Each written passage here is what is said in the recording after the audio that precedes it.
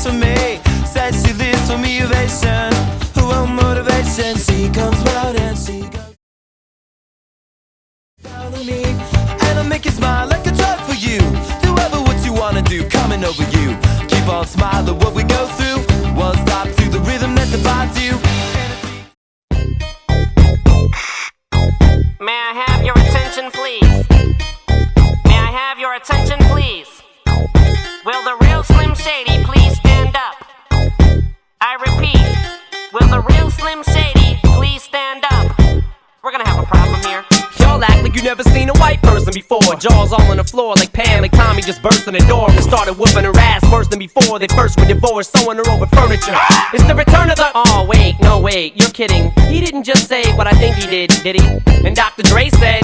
Nothing, you idiots. Dr. Dre's dead. He's locked in my basement. Feminist women love Eminem. Chicka, chicka, chicka, Slim Shady. Squint your eyes and look closer. I'm not between you and your ambition. I am a poster girl with no poster. I am 32 flavors and in some.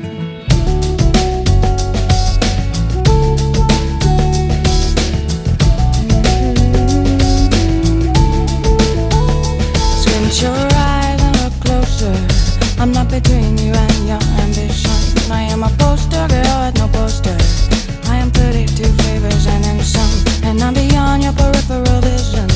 So you might wanna turn your head. Cause someday you're gonna get hungry and eat all of the words that you just said. I am what I am.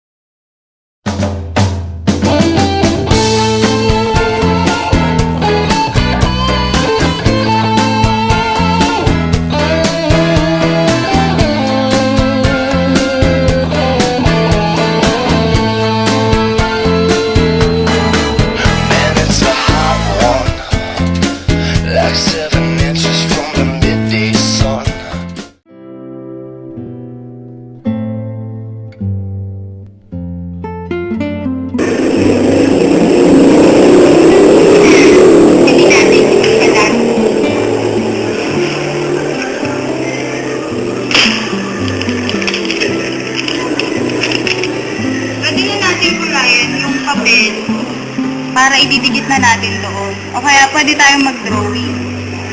Tapos, idikit ko na rin yung nakapikit yung ano. Tapos, sunod natin. Tantayin na lang natin.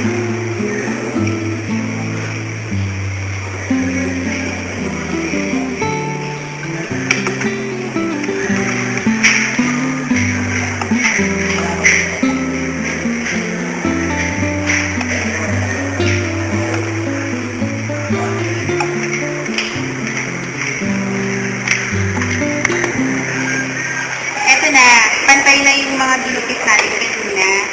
So, sunod naman natin gagawin. Ibukitin naman natin itong mga dinrowing natin para magkasusubto sa bote.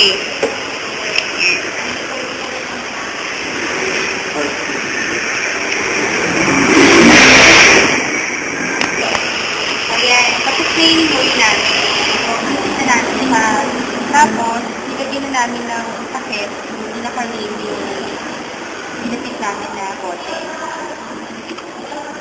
Ilalagay na namin, dikit na namin siya sa bote para magmukha naman siya.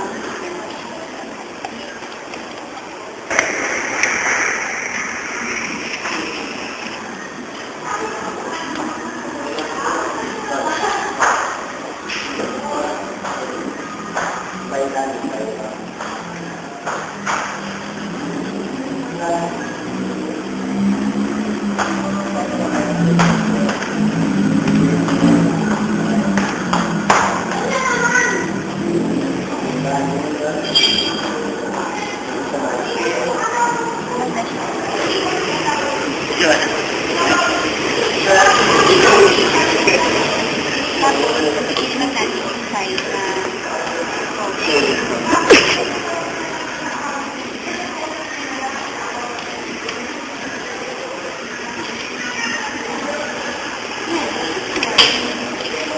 Meron ka na nagyari ng mga pancake.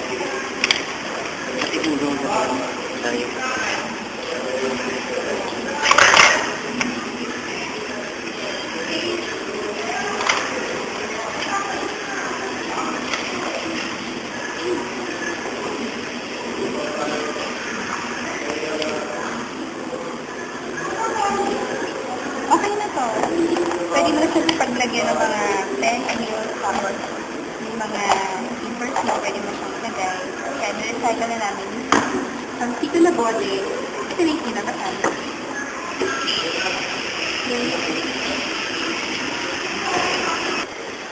Guys, ano ba yung natutunan niyo yung araw na to? Tutunan? Ikaw? Ako Siyempre, madami. Ako muna. O, sige. Ako na. Ay, natutunan ko kung paano mag-recycle. Yung mga sito pala na bote na tinatapon natin sa basurahan, pwede palang i-recycle yun. Katulad dito, yung ginawa namin. Imbis na tinatapon natin, pwede pa palang gamitin sa second time. Mas maganda pa. Saka mas mura, yung ka nagagastos. Ako naman, natutunan ko na dapat ilagay sa tamang lugar o sa tamang basurahan yung mga basura natin o yung mga kalat natin. Saka, meron din mga basurang pwede pang magamit na hindi natin napapansin. Kaya, ikaw. Pwede na yun. Pwede na yun. Ayun. Tapos, yung mga basura pala, pwede pala yung i-segregate katulad ng mga nabubulok sa mga di nabubulok. Dapat pala, paghiwalayin natin yun para mas madaling paghiwalayin ng mga basurero. Hindi na sila mahirapan. Ayun. So, doon na nagtatapos yung program natin. Bye-bye. Bye-bye. Bye-bye.